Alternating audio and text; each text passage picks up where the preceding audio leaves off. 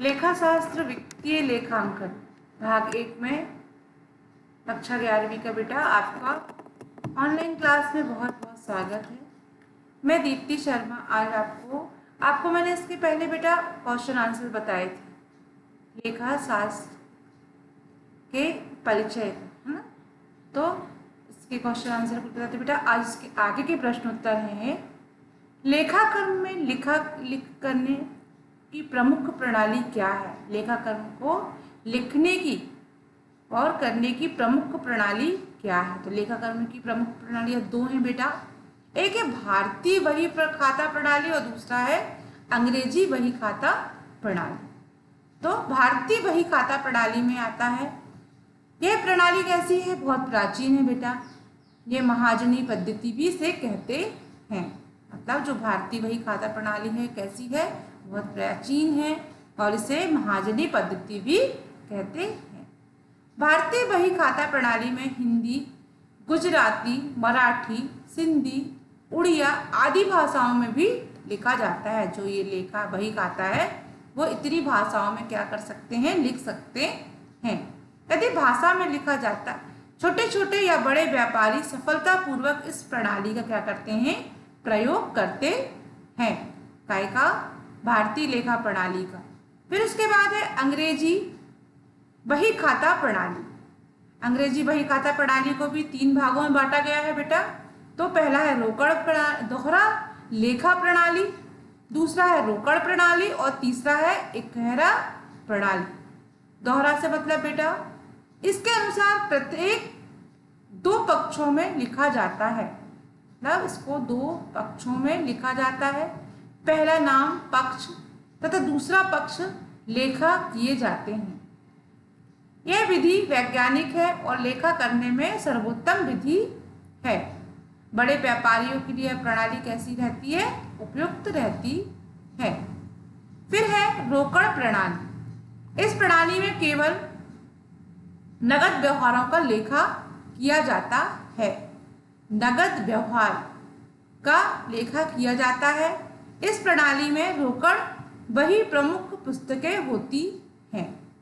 इसमें नगद प्राप्तियां, नगद भुगतान का लेखा होता है। कौन सी प्रणाली में, रोकड़ प्रणाली में। वर्ष के अंत में प्राप्ति भुगतान खाता, आय व्यय खाता और आर्थिक चिट्ठा भी क्या किया जाता है, बनाया जाता है। यह प्रणाली सामाजिक कार्य वाली संस्था बनाया करती है, जैसे महाविद्यालय, अस्पताल, पुस्तकालय, क्लब, अनाथालय आदि में ये प्रणाली प्रयुक्त होती है। कौन सी प्रणाली, रोकड़ प्रणाली। फिर है इकहरा लेखा प्रणाली। इकहरा लेखा प्रणाली, इस प्रणाली के अंतर्गत सौदे का लेखा एक पक्ष में किया जाता है। जो दोहरा लेखा प्रणाली में 2 पक्षों में और ये इकहरा लेखा प्रणाली में एक पक्ष में किया जाता है। ये पूर्ण लेखा प्रणाली भी, इसे पूर्ण लेखा प्रणाली भी कहते हैं।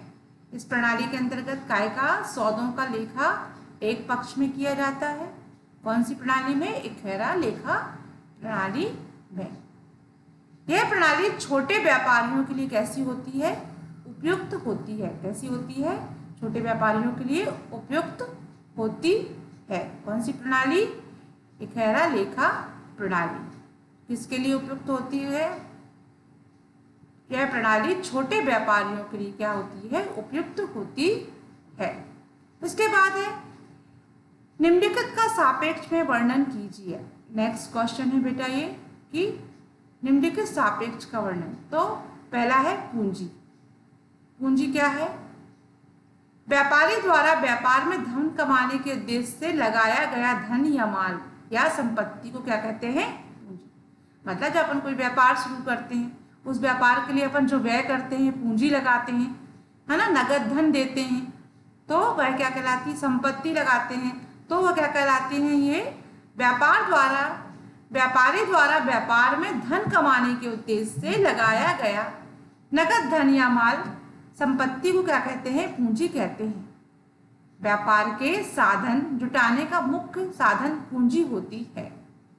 व्यापार के लिए पूंजी का दायित्व कमाने पर पूंजी में क्या होती है, वृद्धि, या हानि होने पर पूंजी में कमी होती है।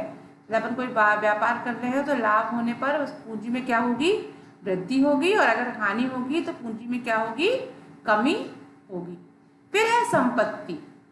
व्यापार की ऐसी वस्तुएं जो व्यापार संचालन में सहयोग प्रदान करती हैं। जिस प्रकार व्यापार का स्वामित्व होता है, व्यापार की संपत्ति कही जाती है।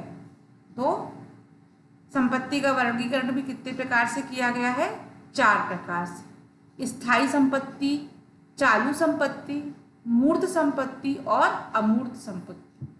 तो व्यापार की स्थिति में जो व्यापार को संचालन में मतलब सहयोग करती है, व्यापार का स्वामित्व होता है, व्यापार की संपत्ति कही जाती है। उसका भी वर्गीकरण निम्नानुसार किया है। तो पहला है स्थायी संपत्ति, चालू संपत्ति और अमूर्त संपत्ति। फिर है व्यापार। लाभ कमाने के उद्देश्य से धन लगाकर किसी कार्य में लाभ प्राप्त करना ही व्यापार होता है। मतलब अपन केवल व्यापार क्यों करते हैं, उसके लाभ की। लाभ कमाने के उद्देश्य से धन लगाकर किसी कार्य में लाभ प्राप्त करना ही व्यापार है। व्यापार में वस्तु और सेवाओं का क्रय विक्रय जो लाभ हानि के लिए किया जाता है उसे व्यापार कहते हैं। मतलब जो वस्तु और सेवाओं का क्रय विक्रय लाभ कमाने के लिए किया जाता है, उस व्यापार को क्या कहते हैं, उसे व्यापार कहते हैं।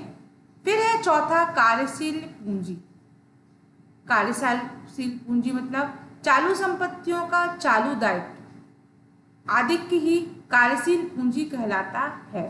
मतलब जो कार्यशील मतलब चलती फिरती है ना, जो कार्य में चालू संपत्ति या चालू दायित्व पर अधिक ही क्रियाशील पूंजी कहलाता है।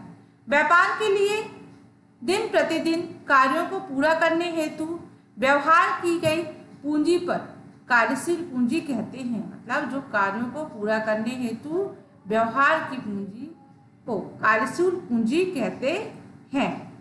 उसके बाद है लेखांकन क्या है और इसकी सीमाएं बताइए।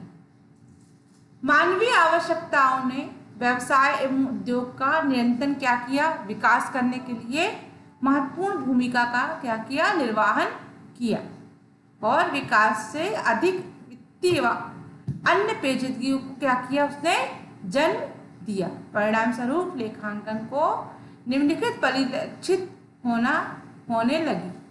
तो ये क्या है, लेखांकन क्या है, और सबसे पहले मानवीय आवश्यकताओं में व्यवसाय और उद्यम को निरंतर विकास की भूमिका का निर्वाह किया गया है। इसमें विकास में अधिक वित्तीय व पेचीदगी को क्या दिया, जन्म दिया। परिणाम स्वरूप लेखांकन के परिलक्षित होने लगी। तो फिर है पहला है लेखांकन में व्यवसाय की महत्वपूर्ण सेवाएं प्राप्त करना। तो लेखांकन केवल व्यवहारों पर किया जाता है। लेखांकन होते हैं वो काय पर आधारित है, काय पर किए जाते हैं, व्यवहारों पर, जिनका मौद्रिक स्वरूप होता है। व्यवसाय में कुछ ऐसी घटनाएं और समस्याएं हो जाती हैं जिसका कोई मौद्रिक रूप ना होकर किंतु व्यवसाय के लिए एक आवश्यक सूचना के रूप में तैयार लोगों जैसे कच्चे माल को प्राप्त करने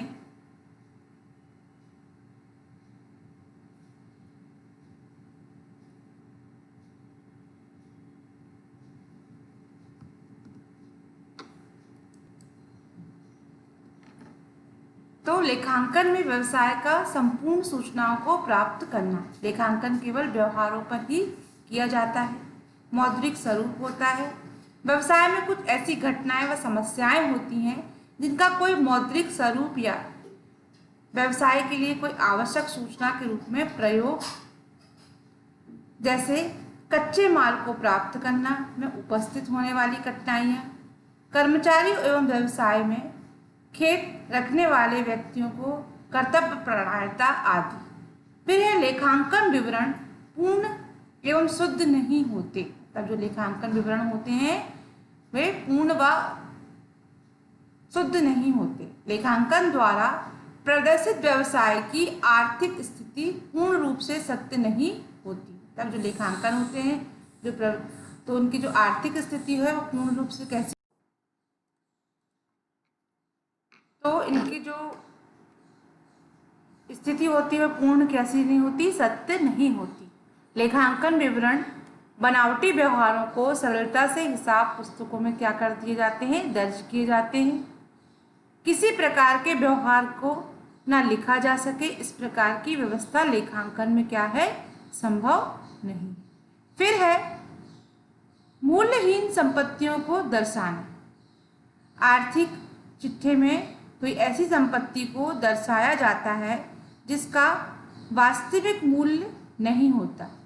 अंशों व ऋण पत्रों को छूट और प्रारंभिक व्यय, ख्याति आदि, ये क्या है, मूल्यहीन संपत्तियों को दर्शाना।